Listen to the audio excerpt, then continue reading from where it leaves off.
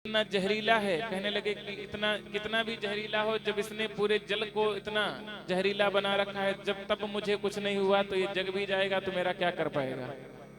कहा जगाओ तो जगाओ, नहीं तो मैं अभी जगा देता हूँ। और इतना कह करके भगवान बड़ी तेजी से उछले और उसके फन पर बड़ी तेजी से कूद पड़े। वह एकदम फुफकार करते हुए खड़ा हो गया और जैसे ही कच्ची नींद से उठा तो उसने भगवान को लपेट लिया और ऐसा लग रहा था कि वह भगवान को कस देगा, लेकिन भगवान ने उस समय अपने स्वरूप को, अपने शरीर को बढ़ाना शुरू किया कि उस समय उसका एक एक गुरिया चट चट चट करके चटकने लग गया। अब वह तो तुरंत ढीला करके भगवान की ओर फुफकार करने के लिए दौड़ा कि भगवान बड़ी तेजी से उछले और उसके फन पर कूद पड़े और बड़ी तेजी से नाचने लग गए, कूदने लग गए। ऐसा लग रहा था कि आज उसका फन फट जाएगा, रक्त की धारा बहने लग गई। तब नाग पत्नियों ने हाथ जोड़ करके कहा, प्रभु हमारे प्राणनाथ की रक्षा करो, हम तो देखते देखते विधवा हो जाएंगी, हम किसके सहारे रहेंगे। तब वह नाग भी हाथ जोड़ करके कहने लग गया, प्रभु हमारी रक्षा करो, हमें छोड़ दो। तो कहा हम छोड़ेंगे तभी जब इस स्थान को छोड़ करके तुम कहीं और चले जाओगे।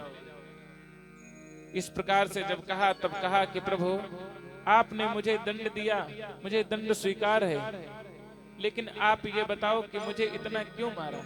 तो कहा कि देखो हमें तुमसे बैर नहीं है, लेकिन तुमने जो ये जहर फैला रखा है मुझे इससे बैर है।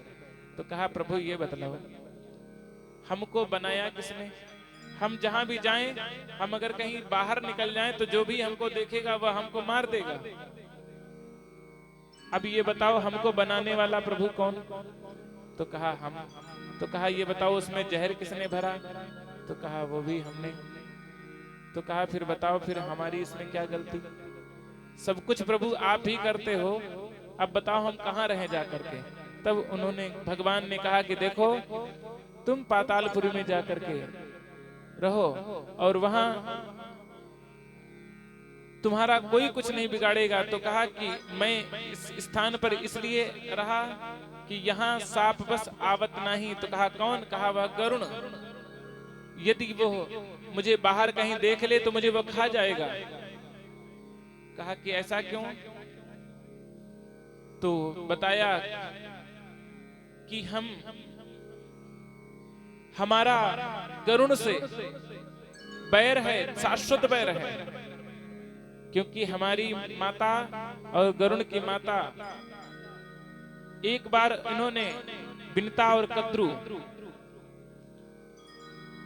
आपस में कहा कि जो यह बताए कि सूर्य के घोड़े सफेद हैं कि काले हैं।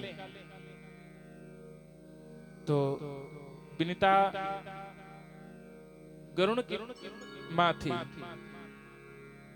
बिनिता ने कहा कि देखो जो घोड़े हैं वे सफेद हैं। तो कहा कि इसका प्रमाण कैसे। कहने लगे देख लिया जाए। तो कद्रू की जो माता थी वे सर्पों की माता। तो सर्पों को जो ये पता चला कि हमारी माता और विमाता की आपस में शर्त लगी है, यदि घोड़े काले हुए तो कद्रू की सेवा विनता करेगी, अगर सफेद हुए तो कद्रू की सेवा विनता की सेवा कद्रू करेगी।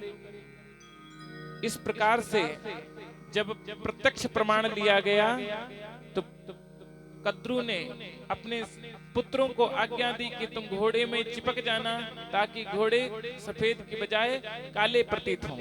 इस प्रकार से जैसे ही बताया तो सब सर्प लिपट गए घोड़ों में, तो वे सफेद के जगह वह काले दिखने लग गए। अब विनिता कद्रू की सेवा करने लगे, दासी बन गई।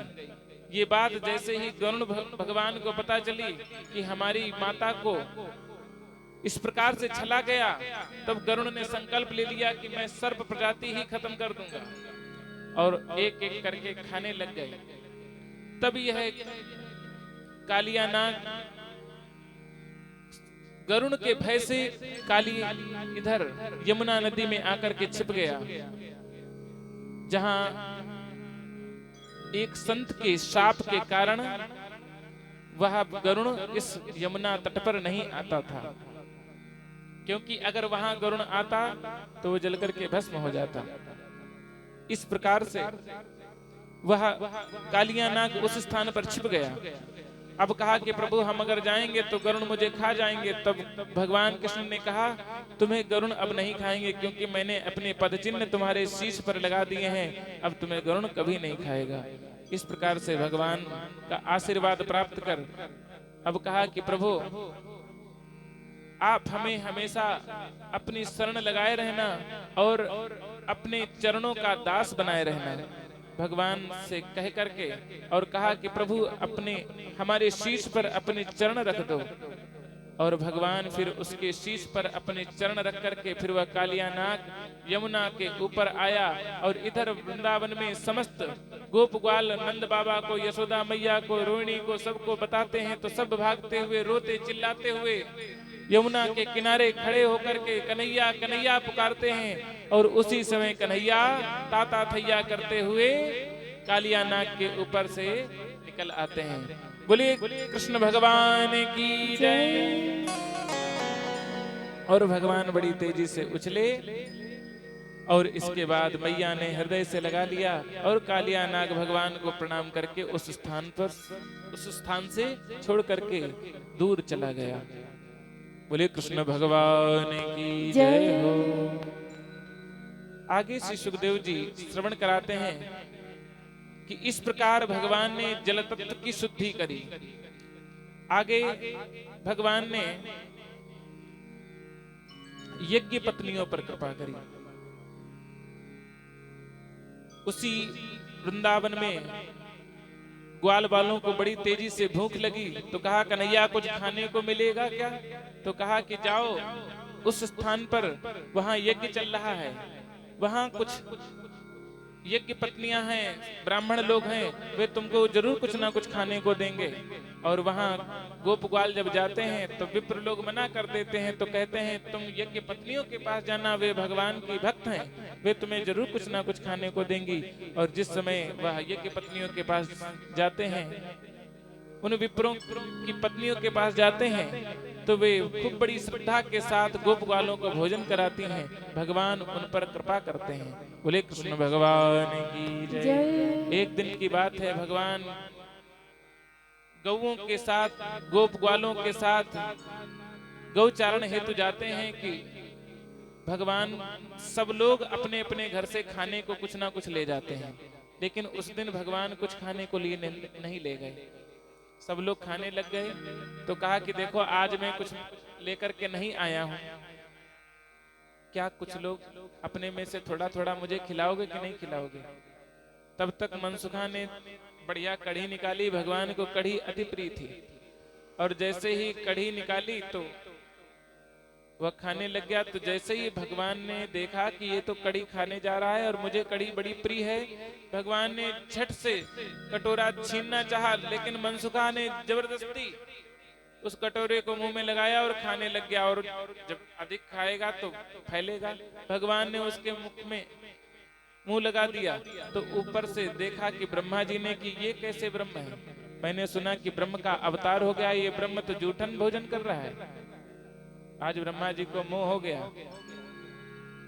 तो ब्रह्मा जी ने क्या किया कि जो जितनी गौएं थी उनको एक जगह घाटी में बंद कर दिया।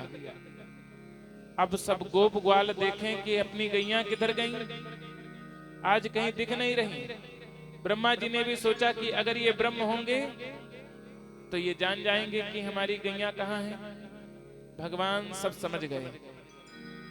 इधर भगवान स्वर्गलोक में पहुंच गए सूक्ष्म रूप में और कहा देखो इस समय अपने यहाँ एक नकली ब्रह्मा आया है, आप लोग सावधान रहना, कहीं ऐसा ना हो कि आप लोगों को छल के साथ ठग ले।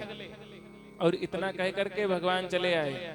और उधर जितने देवी देवता थे उनकी पत्नियां और देवी देवता सब सावधान कि ऐसा ना हो कहीं नकली ब्रह्मा आ जाए। और इधर ब्रह्मा जी जैसे ही ये कौतुक करके गैयों को छिपा करके अपने ब्रह्मलोक में जैसे ही पहुंचे तो सब डंडा लेकर के दौड़ पड़े कि तुम नकली ब्रह्मा हो। अभी ही मुझे पता चला है, भगवान विष्णु ने कहा है। और जैसे ही दौड़े ब्रह्मा जी कहने लगे, अरे भैया हम असली ब्रह्मा हैं। जब बड़ा परिचय दिया तब तक एक दो डंडे लाठी पड़ी ही गए। बोले कृष्ण भगवान की जय। इधर भगवान कहते हैं कई दिनों तक भगवान ने उतने ही रूप बनाए जितनी गायें थी, जितने बछड़े थे, जितनी रस्सियां थी, सब भगवान ही बन गए।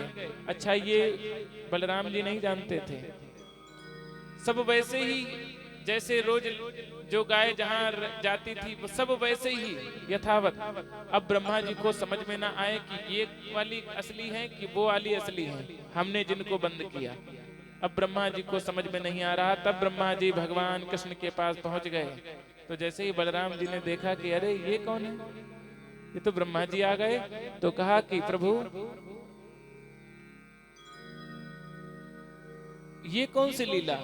तो कहा कि बलराम भैया ये लीला ब्रह्मा जी को मोह हो गया था, भ्रम हो गया था, इनको हम पर शंका थी। आज ब्रह्मा जी हाथ जोड़ करके खड़े हो गए कि प्रभु हमें क्षमा करो। कहते हैं कि 40 लोकों में ब्रह्मा जी ने भगवान की स्तुति करी और कहा, हाथ जोड़ ब्रह्मा खड़े सुनो नंद के लाल, ब्रह्म पद देव और को, देव ब्रह्म पद और को, हमें करो ब्रज ग्वाल। ये ब्रह्म पद किसी और को दे दो और हमें अपना ग्वाला बना लो। इस प्रकार से ब्रह्मा जी ने जब कहा तो भगवान कृष्ण ने कहा कि देखो अब ये सुख सबको थोड़ी ना मिल सकता है। ये सुख तो जो गोप बनता है, जो ग्वाला बनता है, जो भगवान के श्री चरणों में समर्पित होकर के रहता है, उसको ही सुख मिलता है। आज ब्रह्मा जी बार बार भगवान कृष्ण से कहते हैं कि प्रभु बिहारी ब्रज में घर मेरा बसा दोगे तो क्या होगा। बिहारी ब्रज में घर मेरा बसा दोगे तो क्या होगा।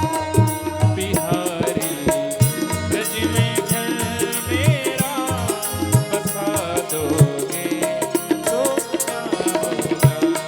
बिहारी ब्रज में घर मेरा बसा दोगे तो क्या होगा। अगर चरणों की सेवा में लगा लोगे तो क्या होगा। अगर चरणों की सेवा में लगा लोगे तो क्या होगा। हाथ उठा करके बिहारी जी